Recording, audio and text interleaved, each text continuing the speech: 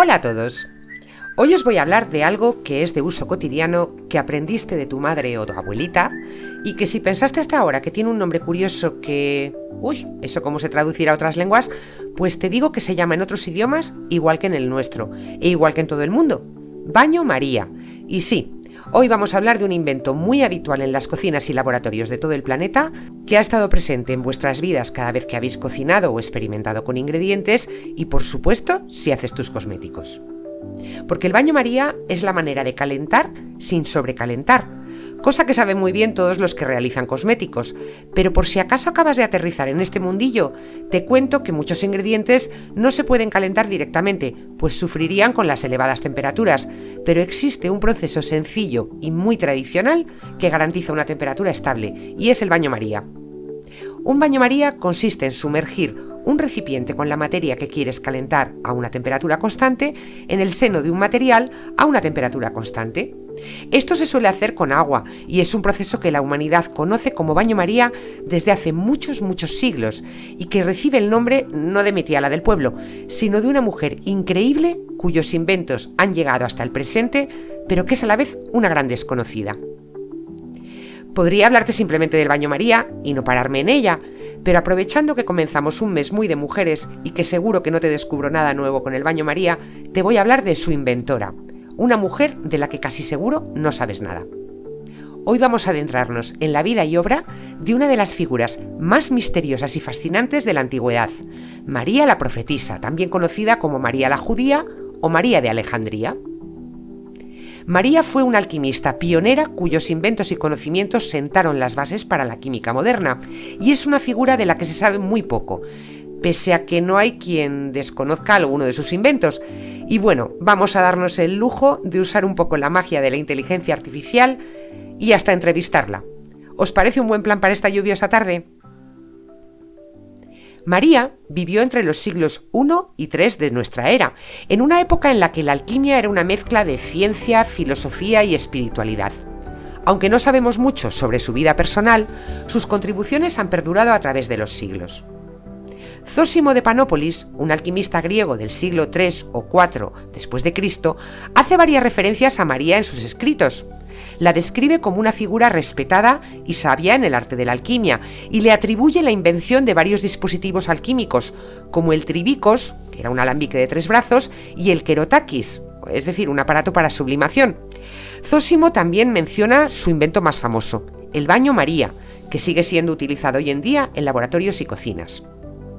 Otras pistas sobre su vida nos llegan de la mano de Jorge Sincelo, un cronista bizantino del siglo VIII, quien la cita en su catálogo de los 52 alquimistas más famosos, publicado en el año 879.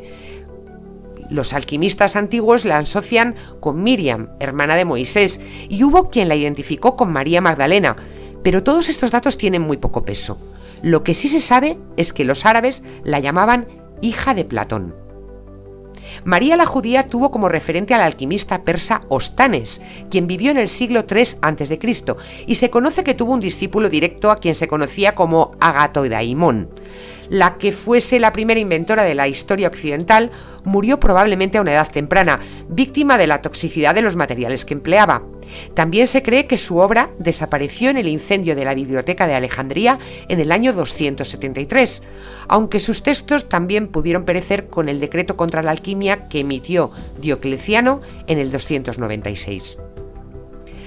A ella se le atribuye la fabricación del tribicos, un objeto para el proceso químico de la destilación con el que consiguió separar el líquido de los residuos no volátiles, como en el caso de agua de azufre, aunque cabe destacar que en esta época se le llamaba azufre a cualquier sustancia inflamable, así que no se sabe a ciencia cierta a qué elementos se referían. Otro de sus grandes inventos fue el kerotakis, un aparato de reflujo usado para calentar sustancias utilizadas en la alquimia y recoger sus vapores.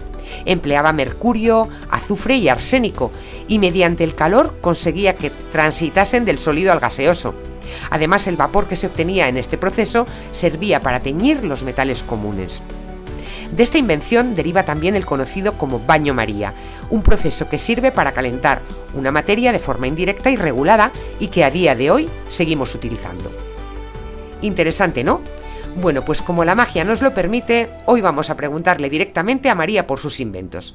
Vamos a Alejandría, al siglo II de nuestra era, que María nos espera. Los personajes, comentarios y diálogos en este vídeo son imaginaciones basadas en lo poco que se sabe de la figura de María, con ironía y humor, no son reales. Hechiceros por el Espacio-Tiempo es un programa totalmente ficticio y basado en supuestos imposibles en nuestra dimensión. Oye María, un placer, encantadísima de encontrarte, te admiro un montón. Muchas gracias, el placer es mutuo. Bueno, ¿empezamos? Venga. Buenas tardes, María, y bienvenida a este programa de Hechiceros por el Espacio-Tiempo. Eres considerada una de las primeras alquimistas de la historia, y aunque de muchos de tus trabajos solo sabemos cosas por referencias de terceros, algunos de tus inventos siguen vigentes en mi época base, el siglo XXI. Me encantaría que nos hablases hoy de ellos. Tu invento más famoso, o el que al menos nos es más conocido a todos en mi época, es el baño María. ¿Nos puedes contar cómo llegaste a él? ¿Cómo se te ocurrió? Pues mira, en algunos procesos lo de calentar a una temperatura controlada es imprescindible. Hay sustancias que por su naturaleza sufren cuando la temperatura no es estable.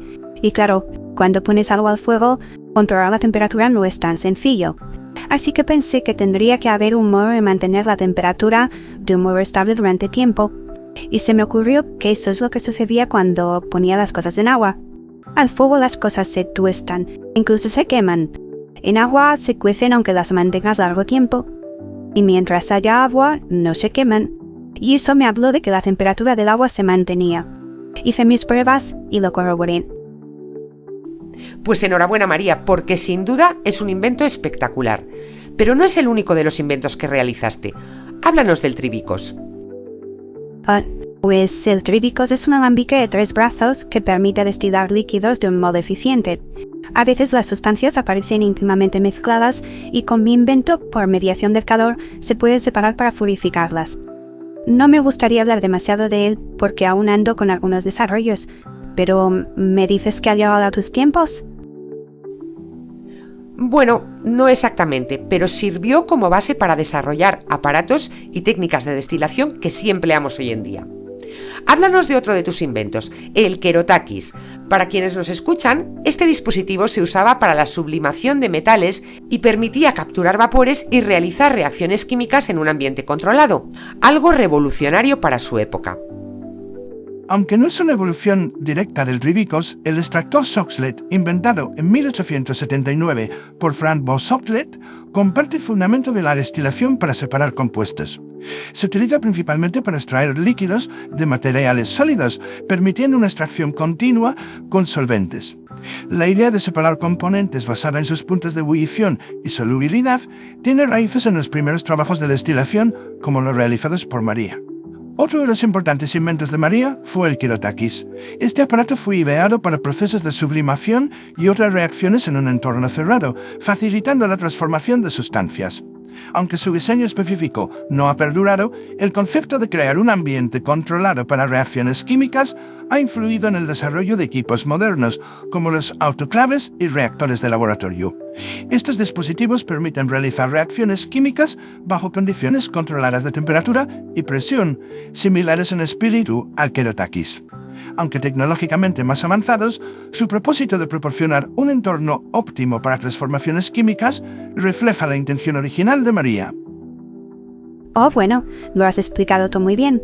El Kerotakis es un dispositivo cerrado donde los metales y sustancias se calientan y transforman en vapor, pero sin perder sus propiedades. Nos ayuda mucho en la búsqueda de la transmutación de metales. Hablando de sublimación, María, supongo que usabas mercurio para separar el oro.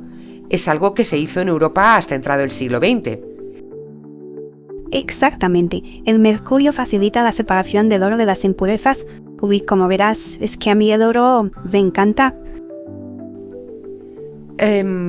María, disculpa la interrupción, pero hay algo que quizás no sepas en esta época. El mercurio es altamente tóxico. Sus vapores pueden causar daños en el sistema nervioso y problemas de salud muy serios. Oh, vaya, no tenía ni idea. Aunque pensándolo bien, eso explicaría por qué algunos de mis aprendices empiezan a comportarse de manera extraña después de trabajar con él. Sí, definitivamente. En nuestra época hemos desarrollado métodos más seguros para extraer oro. Vaya, siempre hay algo nuevo que aprender. Menandro Ptolomeo, venid rápido. Sacadme el Kerotakis al patio ahora mismo y abrid todas las ventanas del laboratorio, por si es que llevamos años respirando esto. Pero maestra, llevamos años trabajando así. ¿Qué ha cambiado? No será tu experimento tuyo, María. Que lo saquéis fuera, insensatos, que aquí la chifera del futuro me ha dado una información importantísima. Vaya María, espero que sea un cambio saludable. Ahora me gustaría acabar la entrevista preguntándote en un plano más personal. ¿Me podrías dar tus reflexiones? Son muchos años investigando ya, y la verdad es que he aprendido que la alquimia no es solo transformar metales, sino también transformar el alma, y cada experimento es una lección sobre la vida y la naturaleza.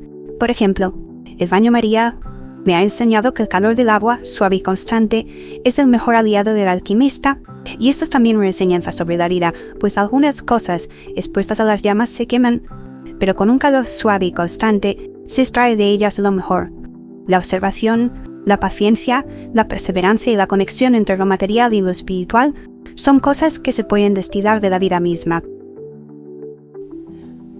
Oh, qué interesante, María.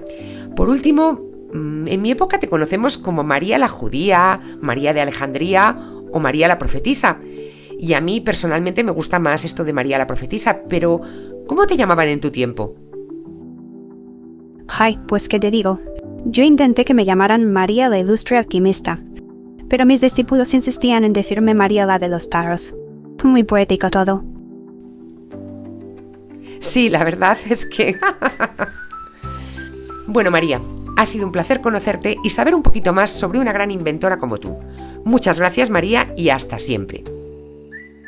El placer es mutuo.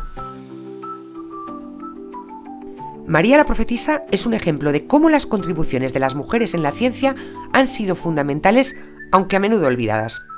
Sus inventos y técnicas no solo avanzaron la alquimia, sino que también sentaron las bases para la química moderna. María la Judía trabajó con todo tipo de elementos y además definió, ella sola y sin ayuda de nadie del futuro, el peligro del mercurio como elemento venenoso.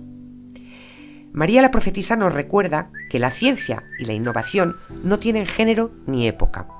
Su legado es una prueba de que la curiosidad y la experimentación pueden trascender en el tiempo y dejar una huella imborrable en la historia. Puede que no supieras quién era María hasta hace un ratito, pero estoy segura de que en más de una ocasión has empleado sus inventos, al menos el baño María, que si realizas cosmética casera sabrás que es el modo de calentamiento adecuado. Bueno, yo por hoy lo dejo, que esto de los viajes en el tiempo es cansadísimo. Baño María, en toda pócima que no sea fría, lo aplicamos cada día.